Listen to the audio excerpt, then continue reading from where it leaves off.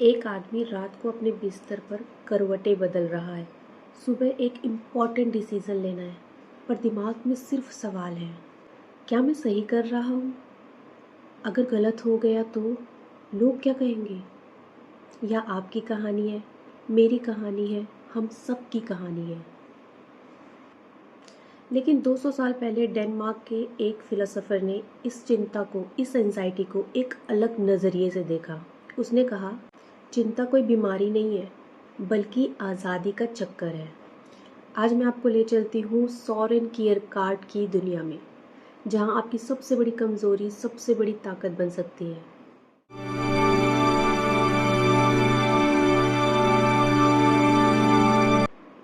Eighteen 13 Copenhagen, एक अमीर घर में एक लड़का पैदा होता है, सोरेन कियरकेगार्ड। पर यह कोई आम बचपन नहीं था। उसके पिता एक ऐसे इंसान थे जो हमेशा गहरे फिलोसॉफिकल सवाल में खोए रहते थे। रात के खाने पर भी बात होती, जीवन का मतलब क्या है, इंसान क्यों डरता है। बाकी बच्चे क्रिकेट खेल रहे होते और छोटा सोरेन घर में बैठकर अपने फादर के साथ एग्जिस्टेंस पर डिबेट कर रहा होता।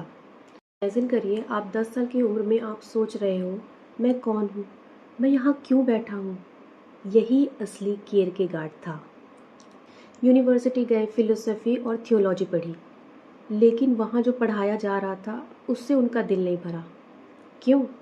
क्योंकि सारी बुक्स, सारे थ्योरीज बस आइडियाज़ की बातें करते थे। असली ज़िंदगी में इंसान क्या फील करता है या किसी ने नहीं पूछा। कियरकेगार्ड ने सोचा, ये प्रोफेसर मुझे बता रहे हैं कि ट्रुथ क्या है, पर ट्रुथ तो वो होना चाहिए जो मेरे लिए सच हो, जिसके लिए मैं जी सकूं, मर सकूं। और इसी फ्रस्ट्रेशन से एक रिवॉल्यूशनरी फिलोसॉफी का जन्म हुआ, फिलोसॉफी ऑफ अंगस्ट, वो डर जो आपको आज़ाद बनाता है। अब मैं आपको एक सवाल पूछती हूँ, आपने कभी रात को जाग कर यह सोचा है कि मैं अपनी ज़िंदगी में क्या कर रहा हूँ? क्या यही मेरा पर्पज़ है? 10 साल बाद मैं कहाँ जाऊँगा? मैं क्या बनूँगा? और फिर एक अजीब सी बेचैनी, एक हैवीनेस सीने में। यही है कियरकेगार्ड का अंगस्ट, एग्जिस्टेंशियल एंजाइटी। लेकिन ध्यान दीजिए, यह वो एंजाइटी नहीं है जो एग्ज़ाम से पहले होती है, और ये वो डर भी नहीं जो अंधेरे में होता है। यह वो एंजाइटी है जो तब होती है जब आप रियलाइज़ करते हैं, मैं फ्री हूँ। सुनने में थोड़ा अजीब लगा ना? कियरकेगार्ड कहते हैं, anxiety is the dizziness of freedom. चक्कर, आज़ादी का चक्कर। समझिए कैसे। मान लीजिए आप कॉलेज में हैं, करियर चूज़ करना है। इंजीनियरिंग कर लो, पैसे अच्छे हैं। आर्ट्स में जाओ, पैशन है। बिजनेस करो, फैमिली का प्रेशर है। जॉब लगा लो, सिक्योरिटी चाहिए। आपके पास चॉइसेस हैं, आप फ्री हैं। लेकिन हर चॉइस के साथ आता है रिस्पॉन्सिबिलिटी। अगर इंजीनियरिंग ली और पसंद नहीं आई तो, अगर आर्ट्स में गया और पैसे नहीं बने तो, यही एंजाइटी है। आपको डर नहीं है किसी चीज़ से, आपको डर है पॉसिबिलिटीज़ से, अनसर्टिनिटीज़ से, फ्रीडम से। कियरकेगार्ड कहते हैं, जानवरों को यह एंजाइटी नहीं होती क्योंकि उनके पास चॉइसेस नहीं है, वो इंस्टिंक्ट पर चलते हैं। लेकिन इंसान कॉन्शियस है, वो सोच सकता है, चॉइस कर सकता है, और जहाँ चॉइस है वहाँ एंजाइटी है। पर यही ट्विस्ट आता है। ज़्यादातर लोग कहते हैं एंजाइटी को ख़त्म करो, टेंशन मत लो। कियरकेगार्ड कहते हैं, नहीं, एंजाइटी को गले लगाओ, क्योंकि यह प्रूफ करती है कि तुम जिंदा हो, तुम इंसान हो, तुम फ्री हो। जो पर्सन एंजाइटी फील नहीं करता, या तो वो मर चुका है या तो वो रोबोट है। सब्जेक्टिव ट्रुथ, अपना सच खोजो। The quest, personal journey. अब कियरकेगार्ड आपसे पूछते हैं एक बड़ा सवाल, तुम किसके लिए जी रहे हो? पेरेंट्स की खुशी के लिए, सोसाइटी के स्टैंडर्ड के लिए, सोशल मीडिया पर लाइक्स के लिए, पीयर प्रेशर के लिए?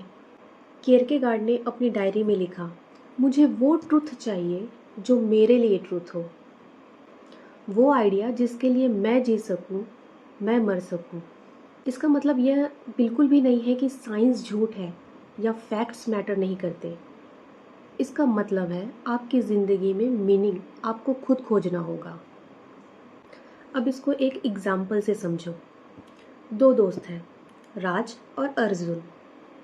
राज इंजीनियर बना, हाई सैलरी, पेरेंट्स खुश, सोसाइटी में रिस्पेक्ट। लेकिन हर रोज़ ऑफिस जाते हुए उसे लगता है यह मेरी ज़िंदगी नहीं है। And on the other hand Arjun musician बना, कम पैसे, रिलेटिव टॉन्ट करते, सेटल नहीं हुआ अभी तक, लेकिन जब वो गिटार उठाता उसे लगता है यही मेरा पर्पज़ है। ऑब्जेक्टिव ट्रुथ, राज सक्सेसफुल है। सब्जेक्टिव ट्रुथ, अर्जुन जी रहा है। कियरकेगार्ड कहते हैं सक्सेस वो नहीं जो दुनिया तय करे, सक्सेस वो है जो तुम्हारी सोल को पीस दे, तुम्हारी आत्मा को शांति दे। पर यहाँ सबसे बड़ा चैलेंज आता है, leap of faith. Subjective truth को फॉलो करने के लिए आपको एक जंप लेनी होगी, सर्टिनिटी छोड़कर अनसर्टिनिटी में। कोई गारंटी नहीं कि सब सही होगा, कोई प्रूफ नहीं कि यहाँ सब डिसीज़न बेस्ट हैं, कोई एश्योरेंस नहीं कि लोग समझेंगे। बस फेथ होगा खुद पर, अपनी आवाज़ पर। और यही ज़्यादातर लोग रुक जाते हैं।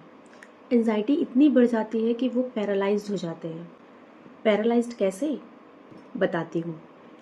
सही टाइम आने दो, थोड़ा और कंफर्म हो जाऊँ, जब परफेक्ट कंडीशन होंगे तब करूँगा। ये है पैरालाइज्ड। और इसीलिए कियरकेगार्ड कहते हैं, चिल्ला कर कहते हैं, परफेक्ट टाइम कभी नहीं आएगा, सर्टिनिटी कभी नहीं मिलेगी। अगर तुम वेटिंग करते रहे तो तुम जिए ही नहीं। लाइफ में सबसे बड़ा रिस्क ना लेना है। तो फिर करे क्या? कियरकेगार्ड का जवाब, पैशन। एंजाइटी को एलिमिनेट मत करो, उसे चैनल करो। अब आप सोच रहे हो इसे प्रैक्टिकल कैसे करें, मैं बताती हूँ। स्टेप 1, अपनी एंजाइटी को पहचानो। यह नहीं सोचो मुझे टेंशन नहीं होनी चाहिए, बल्कि पूछो मुझे टेंशन किस बात की है, ये एंजाइटी मुझे क्या बता रही है। एंजाइटी एक मैसेंजर है, इग्नोर मत करो, सुनो उसको। स्टेप 2, अपना पैशन खोजो। वो क्या है जो आपको नींद नहीं आने देता एक्साइटमेंट से? वो क्या है जिसके बारे में आप आवर्स बात कर सकते हैं, घंटों घंटों बातें कर सकते हैं? वो क्या है जिसको करने से आपको टाइम का पता नहीं चलता? वही आपका पैशन है। आर्ट्स हो सकता है, म्यूजिक हो सकता है, teaching, coding, cooking, helping others, entrepreneurship, कुछ भी। स्टेप 3, फेथ लो। एक छोटा स्टेप, आज अभी। परफेक्ट प्लान का वेट मत करो। म्यूजिशियन बनना है, आज एक सॉन्ग कंपोज करो। राइटर बनना है, आज 100 वर्ड्स लिखो। एंटरप्रेन्योर बनना है, आज एक आइडिया नोट डाउन करो। एक्शन एंजाइटी को काटता है। कियरकेगार्ड कहते हैं जो आदमी सिर्फ सोचता रहता है वो डिसअपियर में डूब जाता है, जो एक्शन लेता है वो एंजाइटी को एनर्जी में कन्वर्ट कर देता है। और सबसे इंटरेस्टिंग बात, जब आप पैशनेट परस्यूट में लग जाते हैं, एंजाइटी खत्म नहीं होती बल्कि ट्रांसफॉर्म हो जाती है। पहले एंजाइटी थी मैं क्या करूं, अब एंजाइटी है मैं इसे और बेहतर कैसे बनाऊं। नेगेटिव एंजाइटी प्रोडक्टिव एंजाइटी बन जाती है। अब सोचिए आज की दुनिया में कियरकेगार्ड के टाइम से 1000 गुना ज़्यादा चॉइसेस हैं, 100+ career option, unlimited content, online हर दिन नए अपॉर्चुनिटीज़, सोशल मीडिया पर हर कोई परफेक्ट लाइफ दिखा रहा है।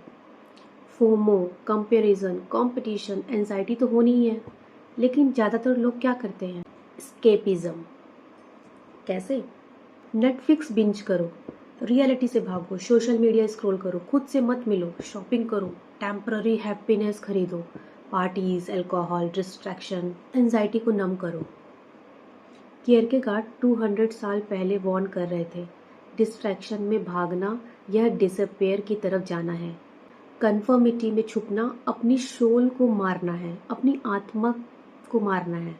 आज हर कोई कह रहा है चिल करो, ओवर थिंक मत करो, पर कियरकेगार्ड कहते हैं नहीं, थिंक करो, डीप थिंक करो, अपनी एग्जिस्टेंस के बारे में सवाल पूछो, यही असली ज़िंदगी है।